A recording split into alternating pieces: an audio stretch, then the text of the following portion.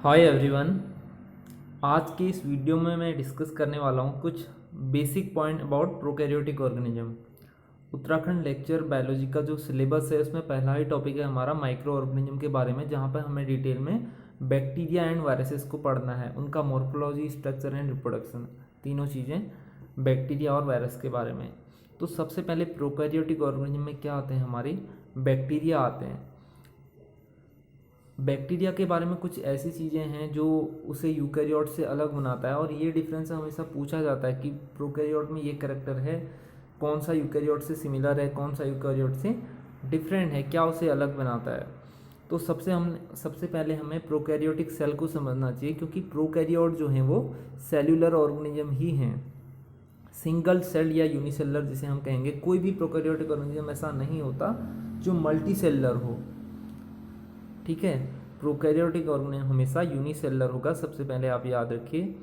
और prokaryotic organism में हमारा एक आता है बैक्टीरिया, दूसरा साइनोबैक्टीरिया, और बहुत सारे ग्रुप जैसे कि माइकोप्लाज्मा, बहुत सारे ऑर्गेनिज्म होते हैं जो प्रोकैरियोटिक टाइप का सेल स्ट्रक्चर रखते हैं।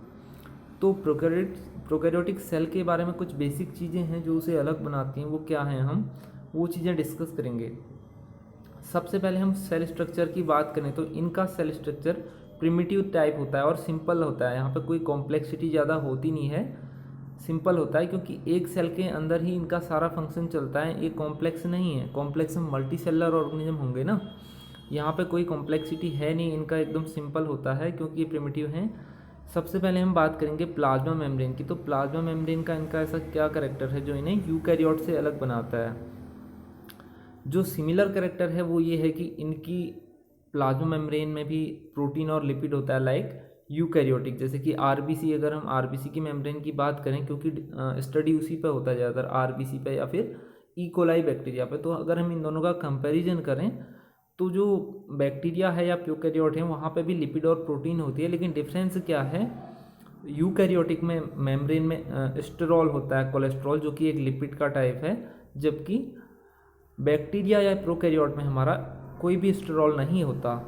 स्टेरॉल की जगह कोई और सब्सटेंस हो सकता है, लेकिन वहाँ पे स्टेरॉल या कोलेस्ट्रॉल अब्सेंट होता है। तो सबसे पहले आपको पता होना चाहिए कि प्लाज्मा मेम्ब्रेन का फंक्शन क्या है बैक्टीरिया में। It is selectively permeable barrier. Selectively permeable का मतलब क्या होता है कि ये कुछ ही चीज़ों को आने जाने देता है सेल के अंदर बाहर, इसलिए इसे कहा जाता है सिलेक्टिवली परमिएबल। दूसरा है मैकेनिकल बाउंड्री ऑफ सेल। हाँ, ये मैकेनिकल बाउंड्री ऑफ सेल होती है सभी सेल में, जिसमें भी प्लाज्मा मेम्ब्रेन होगी उसकी सेफ्टी भी करेगी। और दूसरा न्यूट्रिएंट एंड वेस्ट ट्रांसपोर्ट भी इसी से होता है। Location of many metabolic processes, ये सबसे इंपॉर्टेंट है, क्योंकि यहाँ पे in comparison to eukaryotic organism यहाँ पे बहुत सारी मेटाबॉलिक प्रोसेसेस मेम्ब्रेन पे लोकेट होती हैं, जैसे कि रेस्पिरेशन एंड फोटोसिंथेसिस इनमें इम्पोर्टेंट है। जबकि यूकैरियोट में फोटोसिंथेसिस और रेस्पिरेशन कहाँ पे होता है, रेस्पिरेशन यूकैरियोट में होता है माइटोकॉन्ड्रिया में, और फोटोसिंथेसिस प्लांट में, या जितने भी फोटोसिंथेटिक यूकैरियोट हैं उनमें कहाँ पे होता है, क्लोरोप्लास्ट एक ऑर्गेनेल होता है। लेकिन बैक्टीरिया या प्रोकैरियोट में क्लोरोप्लास्ट होता नहीं है, तो वहाँ पे फोटोसिंथेसिस कहाँ पे होगी, सेल मेम्ब्रेन पे कुछ प्रोटीन लोकेट होंगी, वहाँ पे होगा, वहाँ पे बैक्टीरियो क्लोरोफिल होगा, वहाँ पे फोटोसिंथेसिस की प्रोसेस होगी। और रेस्पिरेशन की प्रोसेस भी मेम्ब्रेन में होगी, और मेम्ब्रेन में ही हमारा एफ टाइप ऑफ एटीपीएज होंगे, जहाँ पे रेस्पिरेशन के थ्रू एटीपी बनेगी और सेल को एनर्जी मिलेगी। तो ये डिफरेंस है प्रोकैरियोट और यूकैरियोट की प्लाज्मा मेम्ब्रेन में। दूसरा है detection of environmental cues for chemotaxis sorry. तो यहाँ पे जो मेम्ब्रेन पे बहुत सारी प्रोटीन होती हैं जो कीमोटैक्सिस सिग्नलिंग के लिए भी रिस्पॉन्सिबल होती हैं। कीमोटैक्सिस ऐसा मूवमेंट है बैक्टीरिया को जो फूड की सोर्स में बैक्टीरिया मूव करता है, एंटी क्लॉकवाइज, क्लॉकवाइज, इन सारी डायरेक्शन में। तो कीमोटैक्सिस सिग्नलिंग के थ्रू कंट्रोल होता है बैक्टीरिया में। ठीक है, ऐसा प्रोसेस मल्टी सेलुलर ऑर्गेनिज्म में नहीं होता, ये यूनिसेलुलर होता है, जैसे ई कोलाई में। तो ये हो गया सबसे पहले प्लाज्मा मेम्ब्रेन के बारे में। उसके बाद है एक गैस वैक्यूल। गैस वैक्यूल कोई सेल ऑर्गेनेल नहीं है, एक स्पेसिफिक स्ट्रक्चर है, क्योंकि सेल ऑर्गेनेल टोटली प्रोकैरियोट में अब्सेंट रहते हैं। तो गैस वैक्यूल का फंक्शन क्या है, buoyancy of for floating in aquatic environment. Buoyancy का मतलब क्या होता है, जो हेलोफाइल हैं या हेलोफिलिक वो होते हैं जो सलाइन वाटर में रहेंगे। हाइड्रोफिलिक वो होते हैं जो वाटर में रहेंगे, सिंपल वाटर की हम बात कर रहे हैं। तो जो एक्वेटिक बैक्टीरिया हैं, एक्वेटिक प्रोकैरियोट हैं, वो वाटर सरफेस पे किसकी मदद से तैरते हैं? गैस वैक्यूल की हेल्प से। ठीक है, तो इसका फंक्शन ये होता है। अगला है राइबोसोम। राइबोसोम का फंक्शन आपको पता है, दोनों प्रोकैरियोट और यूकैरियोट में प्रोटीन सिंथेसिस का होता है। और यहाँ पर राइबोसोम किस टाइप के होते हैं? 70S type. 70S को फर्दर डिवाइड किया जाता है 50S सब यूनिट और 30S सब यूनिट में, ये आप याद रखेंगे। यहाँ पे 70S टाइप का राइबोसोम होता है, हमेशा पूछा जाता है। दूसरा है इंक्लूजन बॉडीज, यहाँ पे प्रेजेंट रहती हैं, जो यूकैरियोट में नहीं रहता। यूकैरियोट में अलग स्ट्रक्चर रहता है, जिसकी क्लोरोप्लास्ट, माइटोकॉन्ड्रिया और बहुत सारी अदर चीज़ें। यहाँ पे इंक्लूजन बॉडीज़ में क्या होता है? हमारा स्टोरेज का फंक्शन होता है इनका, storage of carbon, phosphate and other substances, जैसे कि फैट, लिपिड, प्रोटीन, सारा इंक्लूजन बॉडीज में ही स्टोर रहता है। नेक्स्ट है न्यूक्लियोइड। यहाँ पे हम प्रोकैरियोटिक ऑर्गेनिज्म के केस में न्यूक्लियोइड हम जेनेटिक मटेरियल वाले एरिया को बोलते हैं, जो लगभग सेंटर में होता है, लेकिन ये किसी मेम्ब्रेन से बाउंड नहीं रहता। यहाँ पे न्यूक्लियर मेम्ब्रेन होती ही नहीं है और जेनेटिक मटेरियल ऐसे ही पड़ा रहता है, फैला रहता है, तो उसे हम कह देते हैं न्यूक्लियोइड। न्यूक्लियस नहीं कहेंगे, ना ही यहाँ पे न्यूक्लियोलस एब्सेंट रहता है। आपको पता है न्यूक्लियस के अंदर क्या होता है? न्यूक्लियोलस होता है, जहाँ पे राइबोसोमल आरएनए की सिंथेसिस होती है, आरएनए फैक्ट्री उसे कहते हैं।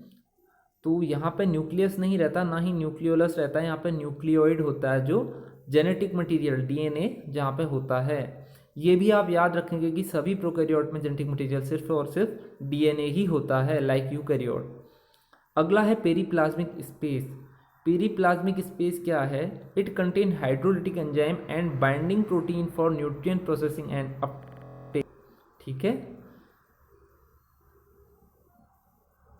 तो पेरीप्लाज्मिक स्पेस कहाँ पे होता है? ये सेल वॉल और सेल मेम्ब्रेन यहाँ पे कहीं पे लोकेट पेरीप्लाज्मिक स्पेस यहाँ पे होता है, जहाँ पे हाइड्रोलिटिक एंजाइम होंगे, जैसे कि लाइसोसोम में होते हैं, यूकैरियोटिक ऑर्गेनिज्म में, और सेम फंक्शन वो करते हैं। अगला है सेल वॉल।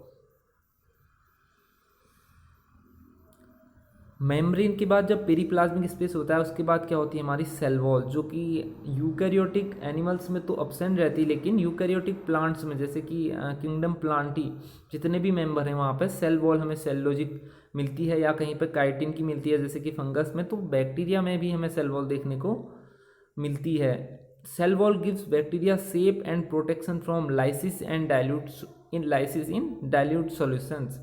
तो बैक्टीरिया का प्रोटेक्शन अच्छे से सेल वॉल ही करती है, और ये इसे लाइसिस होने से बचाती है। और सेल वॉल किससे मिलकर बनी होती है? हमेशा पूछा जाता है बैक्टीरिया में। वो एक पेप्टिडोग्लाइकान है, जो क्या है? एक पॉलीसेकेराइड है। ठीक है, सेल वॉल यहाँ पे पेप्टिडोग्लाइकान से मिलकर बना होता है, और जब बैक्टीरिया की लाइसिस होती है, तो यही पेप्टिडोग्लाइकान बॉन्ड यहाँ पे ब्रेक होता है ना। तो सेल वॉल का फंक्शन क्या है? बैक्टीरिया को सेफ देना और प्रोटेक्शन करना और लाइसिस से बचाना। अगला है capsule and slime layer. Capsule और स्लाइम लेयर भी हमारा सेल वॉल के आउटसाइड होती हैं, जो रेसिस्टेंट टू फैगोसाइटोसिस करती हैं और एडहेरेंस टू सरफेस। कैप्सूल और स्लाइम लेयर दो चीज़ें हैं, जो एक तो रेसिस्टेंट। फैगोसाइटोसिस क्या होती है?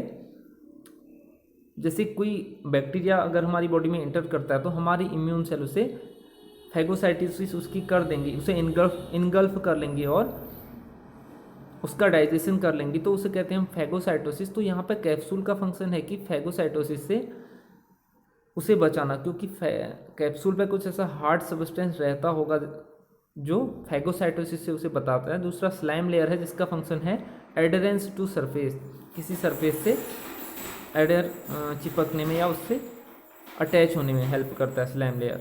अगला जो अपेंडेजेज हैं, अब अपेंडेजेज होते हैं बैक्टीरिया में बहुत सारे, जैसे कि फिमरी, पिलाई, फ्लैजेला। तो फिमरी एंड पिलाई पहले हम देखते हैं। फिमरी एंड पिलाई का फंक्शन क्या होता है? Fimbriae and pili both attachment to surface and bacterial mating, इसमें हेल्प करते हैं। जनरली जो फिमरी का फंक्शन होता है वो अटैचमेंट का होता है, और ये इनका नंबर ज़्यादा होता है सेल में। यहाँ पे जो बैक्टीरियल सेल दिखाया गया है, यहाँ पे फिमरी को शो तो नहीं किया गया है, किसी दूसरे वीडियो या दूसरे फोटोज़ में आपको दिखा दूंगा फिमरी और पिलाई में डिफरेंस क्या है। तो फिमरी का फंक्शन जो है वो अटैचमेंट है किसी सरफेस से, जैसे स्लाइम लेयर का था सेम फंक्शन फिमरी किसी सरफेस से अटैच होने में, किसी भी सब्सटेंस से या किसी भी मटेरियल से बैक्टीरिया को अटैच होने में हेल्प करता है। जबकि पिलाई का फंक्शन क्या होता है, बैक्टीरियल मेटिंग, जैसे कि कंजुगेशन के प्रोसेस में आपने देखा होगा जेनेटिक मटेरियल ट्रांसफ़र होता है थ्रू पिलाई, और पिलाई नंबर में कम होते हैं, फिमरी ज़्यादा होते हैं सेल सरफेस पर। यही डिफरेंस है, लेकिन दोनों का फंक्शन भी थोड़ा अलग है। अगला है फ्लैजेला। फ्लैजेला भी एक सेल अपेंडेज है बैक्टीरिया का, जिसका फंक्शन होता है मूवमेंट का। बैक्टीरियल मूवमेंट किसके थ्रू होता है, फ्लैजेला के थ्रू। अब फ्लैजेला अलग अलग होंगे, जैसे कि मोनोट्राइकस, लोफोट्राइकस, पेरीट्राइकस, है ना। पेरीट्राइकस कंडीशन में हम बहुत सारे फ्लैजेला देखेंगे, मल्टीपल टाइप, और पेरीट्राइकस में देखेंगे हम मोनोट्राइकस में एक फ्लैजेला देखेंगे, लोफोट्राइकस में दोनों साइड से एक एक फ्लैजेला देखेंगे। इस तरीके से फ्लैजेला के बेसिस पे भी बैक्टीरिया को क्लासिफाई किया जाता है। अगला इंपॉर्टेंट फीचर है बैक्टीरिया का एक कि एंडोस्पर्म फॉर्मेशन होता है कुछ बैक्टीरिया में। For example bacillus and Pseudomonas, ये दोनों एग्जाम्पल आप याद रख लीजिए।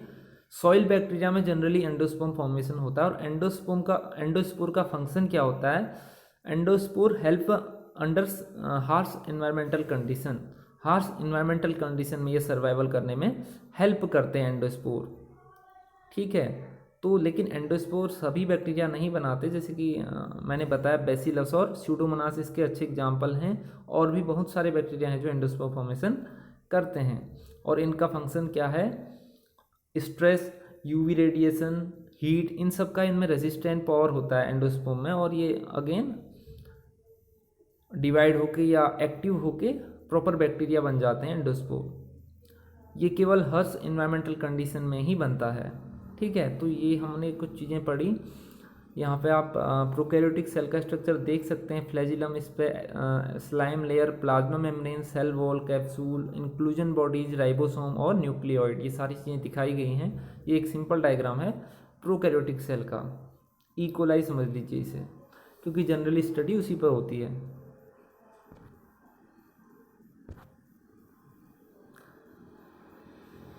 अगली स्लाइड में मैंने यहाँ पे दिया है comparison of prokaryotic and eukaryotic cells. ये भी बेसिक चीज़ है, कभी कभी पूछ लेता है, तो यहाँ पे अच्छे से एक्सप्लेन किया है प्रोकैरियोट और यूकैरियोट में हर तरीके से डिफरेंस। सबसे पहले ऑर्गेनाइजेशन ऑफ जेनेटिक मटीरियल। देखिए ऑर्गेनाइजेशन ऑफ जेनेटिक मटीरियल में बहुत सारी चीज़ें आ जाती हैं। हम कहते हैं जैसे कि जेनेटिक मटेरियल क्या है, डीएनए है, आरएनए। जनरली प्रोकैरियोट और यूकैरियोट दोनों में जेनेटिक मटेरियल डीएनए ही होगा। आरएनए का फंक्शन यहाँ पे प्रोटीन सिंथेसिस या अदर एक्टिविटी में होगा, जैसे कि राइबोजाइम, इन चीज़ों में। लेकिन RNA act as genetic material ऐसा नहीं होगा। तो सबसे पहला पॉइंट है true membrane bound nucleus. True membrane bound nucleus का मतलब है जो जेनेटिक मटेरियल है वो सराउंडेड है किसी न्यूक्लियर मेम्ब्रेन से। तो प्रोकैरियोट में ऐसा नहीं होता, एब्सेंट, और यूकैरियोट में प्रेजेंट होता है, आपको पता है। अगला है डीएनए कॉम्प्लेक्स्ड विथ हिस्टोन प्रोटीन। तो प्रोकैरियोट में हिस्टोन प्रोटीन डीएनए के साथ नहीं होता, जबकि यूकैरियोट में न्यूक्लियोसोम ऑर्गेनाइजेशन आपने पढ़ा है, जहाँ पर डीएनए हिस्टोन प्रोटीन के साथ एसोसिएट होता है, क्योंकि यहाँ पे अमाउंट ज़्यादा है डीएनए का यूकैरियोट में, है ना। इसलिए वहाँ पर हिस्टोन प्रोटीन उसे ऑर्गेनाइज होने में हेल्प करता है। अगला है number of chromosome. Generally prokaryote में एक क्रोमोसोम होता है और यूकैरियोट में हमेशा एक से ज़्यादा। अगला है इंट्रॉन इन जीन्स। इंट्रॉन रेयरली ही प्रोकैरियोट में मिलते हैं, क्योंकि इनका जो डीएनए का साइज होता है जेनेटिक मटेरियल का वो कम होता है, और ज़्यादातर सीक्वेंस कोडिंग ही होते हैं। इंट्रॉन नॉन कोडिंग सीक्वेंस है जो जनरली यूकैरियोट में हमें देखने को मिलते हैं, कॉमन है वहाँ पे। अगला है न्यूक्लियोलस। न्यूक्लियस के अंदर वाला एक स्ट्रक्चर है जहाँ पे राइबोसोमल आरएनए की सिंथेसिस होती है, वो प्रोकैरियोट में एब्सेंट होता है और यूकैरियोट में प्रेजेंट। अगला है माइटोसिस के बारे में। माइटोसिस प्रोकैरियोट में नहीं होती, जबकि यूकैरियोट में माइटोसिस कॉमन है। प्रोकैरियोट में बाइनरी फिजन होता है ना, बैक्टीरिया में। अगला है जेनेटिक रिकॉम्बिनेशन। जो प्रोकैरियोट में है वो partial unidirectional transfer of DNA, जैसे कि ट्रांसफॉर्मेशन, कंजुगेशन एंड ट्रांसडक्शन के थ्रू होता है, जबकि यूकैरियोट में ये मियोसिस के थ्रू होता है, और यहाँ पे फ्यूजन ऑफ गैमेट होता है। प्रोकैरियोट में ना तो मियोसिस होती है और ना ही यहाँ पे फ्यूजन ऑफ गैमेट होता है। यहाँ पर सिर्फ और सिर्फ जेनेटिक रिकॉम्बिनेशन, ट्रांसडक्शन, कंजुगेशन और ट्रांसफॉर्मेशन के थ्रू होता है, जिसे हम कहते हैं यूनिडायरेक्शनल ट्रांसफर ऑफ डीएनए। अगला है माइटोकॉन्ड्रिया। आप सभी को पता है प्रोकैरियोट में माइटोकॉन्ड्रिया नहीं होता और यूकैरियोट में माइटोकॉन्ड्रिया प्रेजेंट रहता है। क्लोरोप्लास्ट प्रोकैरियोट में नहीं होता। अगर कोई प्रोकैरियोट फोटोसिंथेसिस करेगा भी तो वहाँ पे क्लोरोप्लास्ट नहीं होगा बल्कि सेल मेम्ब्रेन में फोटोसिंथेसिस होगी, जबकि यूकैरियोट में हमारा क्लोरोप्लास्ट प्रेजेंट रहेगा। अगला है प्लाज्मा मेम्ब्रेन विथ स्टेरॉल, जो मैंने आपको पहले ही बता दिया। यूजुअली यहाँ पे नहीं होता प्रोकैरियोट में कोलेस्ट्रॉल या स्टेरॉल। कोलेस्ट्रॉल एक स्टेरॉल का टाइप है, और जबकि यूकैरियोट में जनरली हमें स्टेरॉल देखने को मिलता है। और हम मैमल्स में कौन सा स्टेरॉल होता है? कोलेस्ट्रॉल। अगला फ्लैजिला है। फ्लैजिला आर सब microscopic in size, composed of one fibre. Composed of one fibre, आप याद रखिए फ्लैजिला के बारे में। यूकैरियोट में भी फ्लैजिला होंगे, और कहाँ पे होंगे? कुछ स्पेशलाइज्ड सेल में, जैसे कि स्पर्म हो गया या यूनिसेलुलर सेल, प्रोटोजोआ, अमीबा, इन सब में हमें मिलेगा। तो माइक्रोस्कोपिक इन साइज यूकैरियोट में भी होगा, मेम्ब्रेन बाउंड होगा, लेकिन यूजुअली 20 माइक्रोट्यूब्यूल इन 9+2 पैटर्न, 9+2 अरेंजमेंट हम इसे कहते हैं। हमेशा आप याद रखिए फ्लैजिला का जो अरेंजमेंट है 9+2 माइक्रोट्यूब्यूल का कहाँ पे देखने को मिलता है? यूकैरियोट में। उसका कैरेक्टरिस्टिक फीचर है यूकैरियोट का, जबकि प्रोकैरियोट में ये चीज़ एब्सेंट रहती है। अगला है ER, एंडोप्लाज्मिक रेटिकुलम एब्सेंट रहता है। गोल्जी अपैरेटस भी एब्सेंट रहता है दोनों में, सॉरी प्रोकैरियोट में और यूकैरियोट में, दोनों चीज़ें प्रेजेंट रहेंगी। अगला सेल वॉल के बारे में है। Usually chemically composed with peptidoglycan. मैंने बताया कि सेल वॉल यहाँ पे पेप्टिडोग्लाइकन रहती है, और यूकैरियोट में chemically simpler and lacking peptidoglycan. यहाँ पे पेप्टिडोग्लाइकन नहीं होता। अगला डिफरेंस जो हमारा है प्रोकैरियोट और यूकैरियोट में, वो है राइबोसोम का। सबसे पहले राइबोसोम प्रोकैरियोट में 70S टाइप के होते हैं और यूकैरियोट में 80S टाइप के। 70S की दो सब यूनिट होती हैं, 30S एंड 50S, स्मॉल सब यूनिट एंड लार्ज सब यूनिट। और यूकैरियोट की 50S और 60S और 40S सब यूनिट होती हैं। लेकिन यहाँ पे एक एक्सेप्शनल केस ये है कि जो यूकैरियोटिक के सेल ऑर्गेनेल होते हैं माइटोकॉन्ड्रिया और क्लोरोप्लास्ट में, यहाँ पे उनका खुद का राइबोसोम होता है सेल से हटके, और वो किस टाइप का होता है? 70S टाइप का। ये हमेशा याद रखिए, पूछा जाता है। और वो प्रोकैरियोटिक टाइप का होता है। हम कहते हैं prokaryotic type of ribosome eukaryote के सेल ऑर्गेनेल में, माइटोकॉन्ड्रिया और क्लोरोप्लास्ट दोनों में, उससे ज़्यादा किसी में नहीं होता। तो यहाँ पर ये चीज़ याद रखिए, 70S और 80S। उसके बाद होता है लाइसोसोम और पेरोक्सिसोम, तो जो प्रोकैरियोट में एब्सेंट रहता है और यूकैरियोट में प्रेजेंट। उसके बाद माइक्रोट्यूब्यूल है, जो रेयरली ही प्रेजेंट रहता है प्रोकैरियोट में, और यूकैरियोट में प्रेजेंट होता है। उसके बाद है साइटोस्केलेटन, जो एब्सेंट ही रहता है ज़्यादातर टाइम। साइटोस्केलेटन प्रोकैरियोट में नहीं होता, जबकि यूकैरियोट में पूरा साइटोस्केलेटन होता है, जो माइक्रोट्यूब्यूल, माइक्रोफिलामेंट, इन सब से मिलके बना होता है। उसके बाद एक डिफरेंस है सेल का, सेलुलर ऑर्गेनाइजेशन का, या बॉडी ऑर्गेनाइजेशन जिसे हम कहेंगे, या डिफरेंशिएशन। तो जो प्रोकैरियोट हैं वहाँ पे सेलुलर टाइप होता है, जिसे हम कहेंगे रूडिमेंट्री टाइप। यहाँ पे केवल यूनिसेलुलर ऑर्गेनिज्म होते हैं, वहाँ पे कोई कॉम्प्लेक्सिटी होती नहीं है। जबकि यूकैरियोट में सेल मिलके टिश्यू और टिश्यू मिलके ऑर्गन बनाते हैं। ये डिफरेंशिएशन का एक डिफरेंस है दोनों के बीच में। तो ये है प्रोकैरियोट और यूकैरियोट सेल का डिफरेंस, बेसिक डिफरेंस जो हमको पता होना चाहिए माइक्रोबायोलॉजी में। और इससे ज़्यादा तो एक वीडियो में डिस्कस नहीं कर सकते, क्योंकि जैसे अगर एक वीडियो पर हम बनाएं बैक्टीरिया पर डिटेल में, तो बैक्टीरिया में काफ़ी सारी चीज़ें हो जाती हैं ना। केवल कुछ चीज़ों को ही डिस्कस किया जा सकता है कुछ इन वीडियोज़ में, क्योंकि पढ़ाई के लिए तो बहुत सारी चीज़ें हैं। जैसे लेक्चर बायोलॉजी का सिलेबस देखें तो अगर आप कितना भी टाइम ले लो यूट्यूब पे या वीडियोस बनाने में, कितने टाइम से भी अपलोड करो, तो वो कंप्लीट नहीं हो सकता सिलेबस। कुछ चीज़ों को ही रैंडमली बनाया जा सकता है, पॉसिबल नहीं है, वो तो खुद से करना ही पड़ता है कभी भी। ठीक है, मिलता हूँ आपसे नेक्स्ट वीडियो में। Thanks for watching this video.